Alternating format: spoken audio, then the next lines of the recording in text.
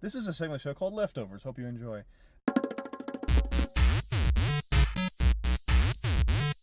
You're listening to the Anti-Plastic Cascade.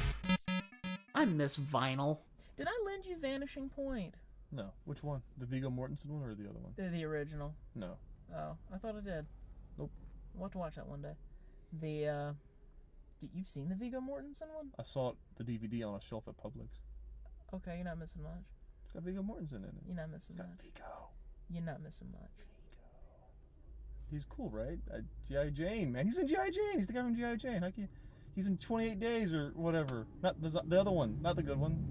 28 weeks later? No. This is actually called 28 Days. It's a romantic comedy. I've had so much fun with that.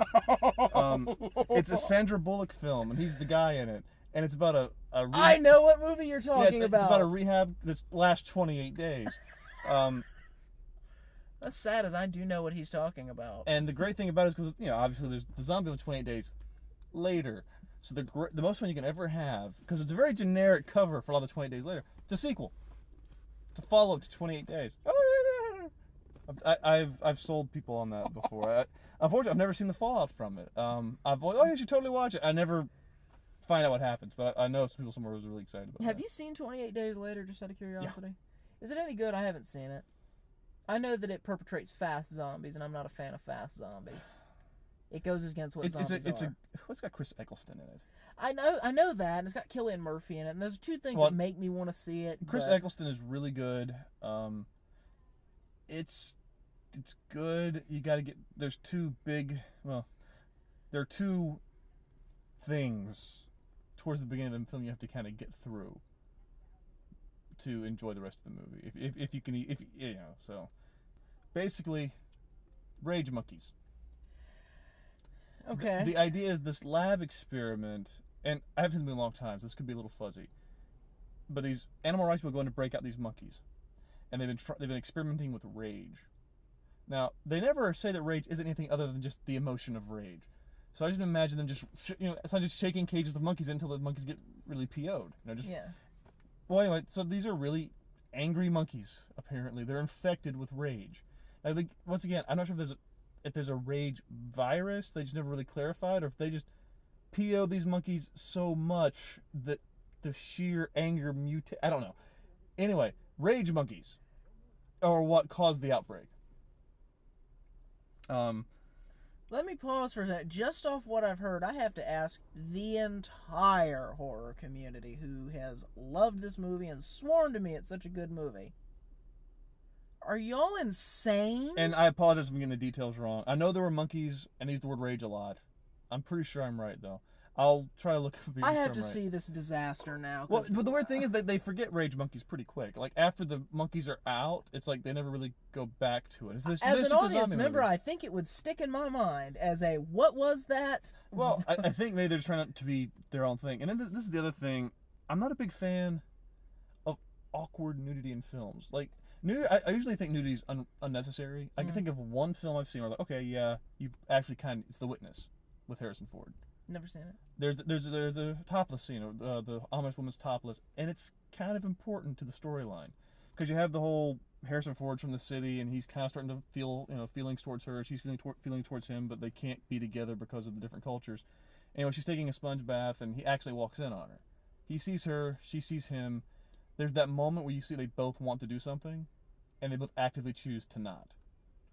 And her being topless, of course, fueled the sexuality of that. And that was okay. That did take that tension to the next step. I understand that. That's the only one I've ever seen. Like, yes, I think seeing her boobs actually enhanced the drama of the scene.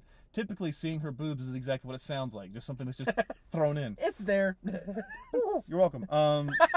Please do that sound again. You're welcome. That's typically what they feel. That is the greatest pigeon sound effect I've ever heard. Pigeons always looking at cleavage, apparently. So that being established, I'm not a fan of awkward nudity. The opening shot. Well, okay, rage monkeys, and then the next sequence would be 28 Days Later, which is the point. Yeah. Which is clever, I guess. It's a tight shot, and I can't remember how tight it starts.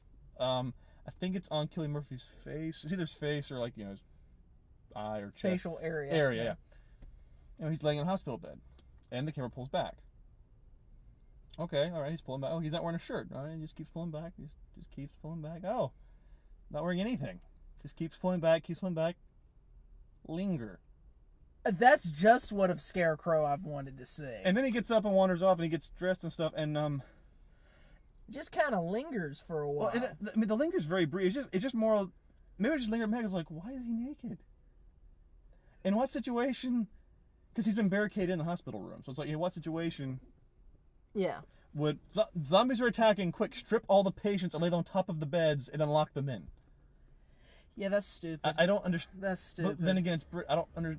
Maybe it's a British hospital. I can't imagine that it's a British hospital thing. I mean, I'm speaking to my ignorance here. I've never. That's not cricket, so I don't think the British should do that anyway. That makes no sense to me. I think the idea was he's starting with literally nothing. Oh, they're getting symbolic on us. It's still stupid.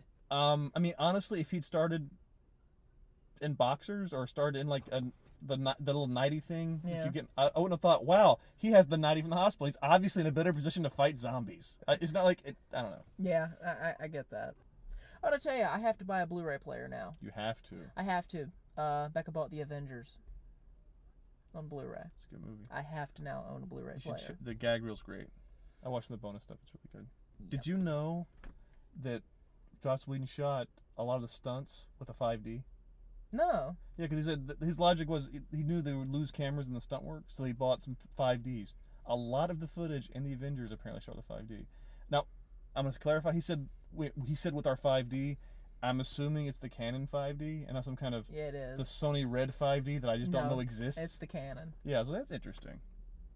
It's a Of very course, good it's camera. also very depressing to me because apparently a $3,000 camera is a throwaway expense to that movie.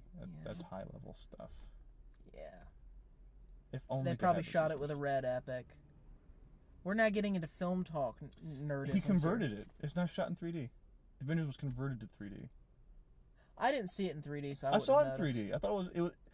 I mean, I'm not a huge 3D fan. It worked pretty well. I thought it was a good 3D movie. I mean, there were a couple shots that I thought you had 3D in mind when you did that. All the tunnels.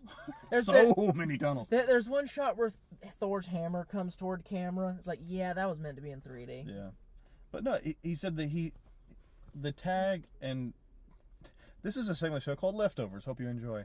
The tag at the end of which movie had the tag with end of Iron Man 2 had the tag where they find Thor's hammer, right? Yes. Joss Whedon shut that tag. Like was one on the end of Iron Man 2. He said he shot it in 3D. It was a 1-day shoot, and it was supposed to be like it was a 12-hour day. He lost 3 hours right off the bat just getting the camera to work, and that's when he said, "All right, look into conversion technology and see if we can actually make it work. I don't want to film in 3D." I thought Branagh shot that. Not the tag. I could have sworn I read Branagh shot that. Okay, maybe he meant he shot the tag at the end of Thor. Maybe. Because What's the tag at the end of Thor? It's the scene with that would make sense because it's in the Tesseract room. Yeah. It's got he must have meant the tag at the end of Thor, not the tag for Thor. Yeah. I must have misunderstood him because that would make sense because that's all obviously Avengers setup. Yeah, because I remember that must be what it is. Because it seemed like the person who did the movie that came after it shot the tags at the end of each movie. Which technically should have been Joe Johnston because he did Captain America, but there's just no connection between Captain America and that little tag. Because Captain America did a little weird jump back to the 40s thing.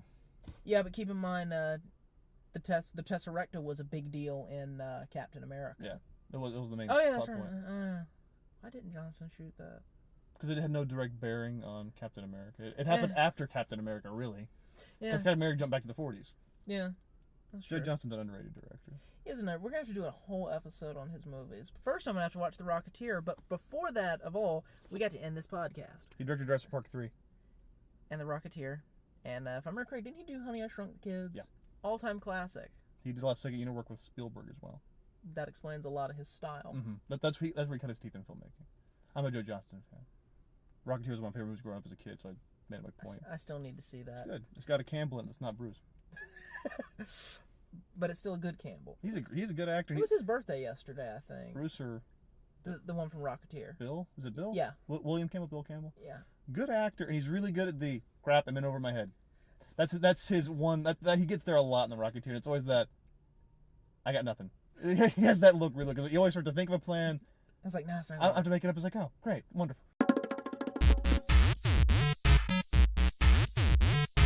You're listening to the Anti-Plastic Cascade. I miss vinyl.